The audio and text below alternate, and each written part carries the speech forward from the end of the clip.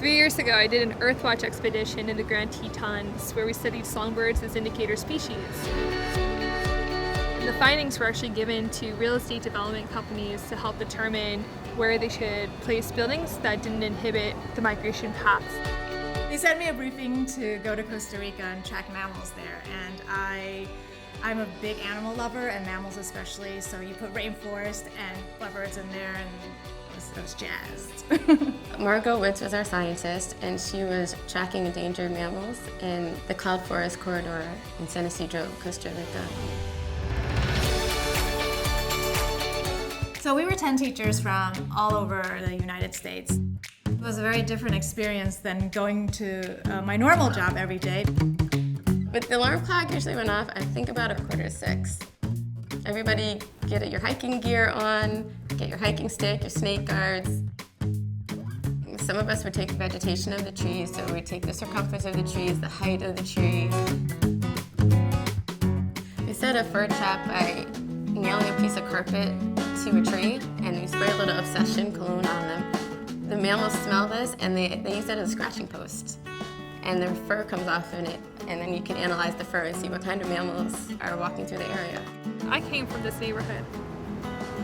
I grew up right there on Metropolitan Avenue.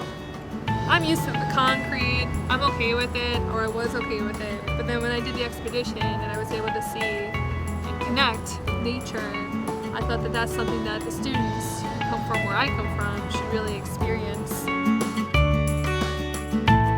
I think it's valuable to any teacher because, number one, it pushes you out of your comfort zone. You always have a little bit more to give to the kids than what the textbook or what the curriculum gives you. While I was in the field, I was in constant communication with my students. I was able to text them and show them the pictures of what I was doing, so they were responding back to me. So we got to share the experience in actual real time. It's about trying to get them connected to nature first. So I start off with tree identification. When they're walking down the neighborhood, it's like seeing an old friend. Oh, there's the London plane tree, or that's a ginkgo tree. Then they suddenly start viewing their neighborhood in a different light.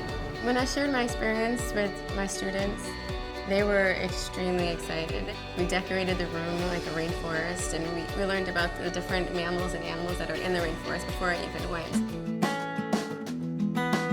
Before this started, the school had a garden in the back, but nothing was in it. So we had this empty space, and it wasn't beautiful at all. So we wanted to turn it into something beautiful. Next year, we had an urban farming class. It's not like I can just go outside every day, like garden or like go to a farm. So like it's interesting. Since then, students have been creating their own projects to help the community and bring food awareness. It's interesting, like we could see where the tomato comes from, where the seeds come from, like you could like observe it with your hands.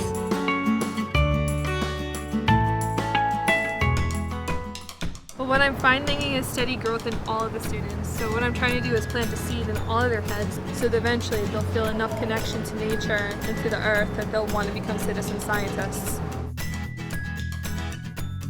It's kind of like a miniature Earthwatch where they get to be scientists in the classroom, just like I was a scientist in the Grand Tetons.